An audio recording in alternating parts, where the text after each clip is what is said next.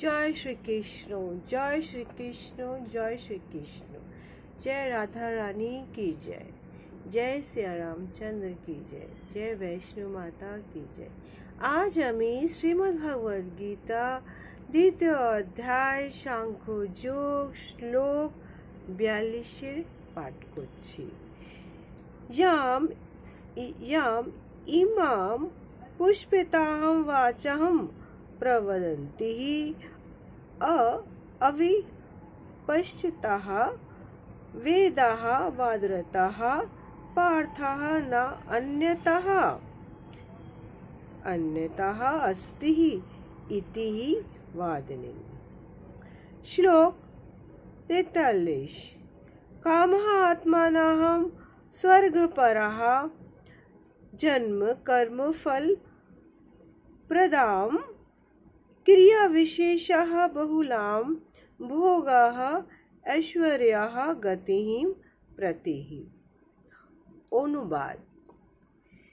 এখানে শ্রীকৃষ্ণ তার শিষ্য তার বন্ধু অর্জুনকে বলছে কি, হে অর্জুন, বিবেক বর্জিত লোকেরাই বেদের পুষ্পিত বাক্য আসক্ত করে তাকে গ্রহণ করে হয় স্বর্গ সুখের ভোগ, উচ্চকুলের জন্ম, ক্ষমতা লাভ আদি সকাম কর্মকে জীবনের চরম উচ্চ উদ্দেশ্য বলে মনে করে। তুমি তো তা করো না অর্জুন।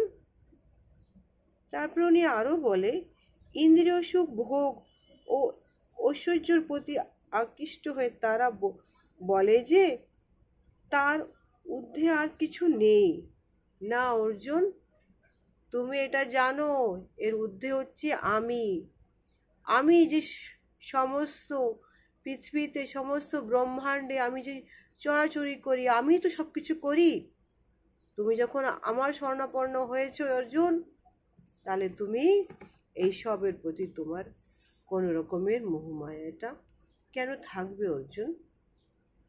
এখানে বলা হচ্ছে সাধারণত মানুষও অল্প বুদ্ধি সম্পন্ন এবং তাদের মূর্খতার ফলে তারা বেদের কর্মকাণ্ড বর্ণিত সকাম কর্মের প্রতি তারা বিশেষ ভাগে আকৃষ্ট হয়ে পড়ে। ভাগ ও ঐশ্বর্যের পরিপূর্ণ স্বর্গলোকে গিয়ে তারা ইন্দ্রিয় চর্মসুখ প্রাপ্তির জন্য করি তাদের মনে হয় আমরা পরম কাম্য। কিন্তু অর্জুন, এর থেকে বড় সুখ হচ্ছে আমার স্বর্ণাপন্ন হও। তুমি সব কিছু ভুলে আমার চরণে চলে আসো। এই যে ইন্দ্রিয় সুখ, দেহি সুখ, এটা তো সুখ নয় অর্জুন, এটা তো সুখ নয়। চাই তারা এই প্রকারের জাগতিক অস্থায়ী সুখের প্রতি যারা আসক্ত হয় তারা নিজের পার্থিব জগতের কেই বলে প্রভু বলে তারা মনে করে। হে অর্জুন, তুমি তো তা মনে করো না।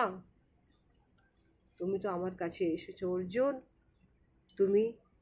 তুমি এই সব কিছু ভুলে গিয়ে তুমি আমার স্বর্ণপর্ণে হও। তুমি আমার ধ্যান করো আর এই যুদ্ধটা করো। আমি তো আছি, সব কিছু আমিই দেখি।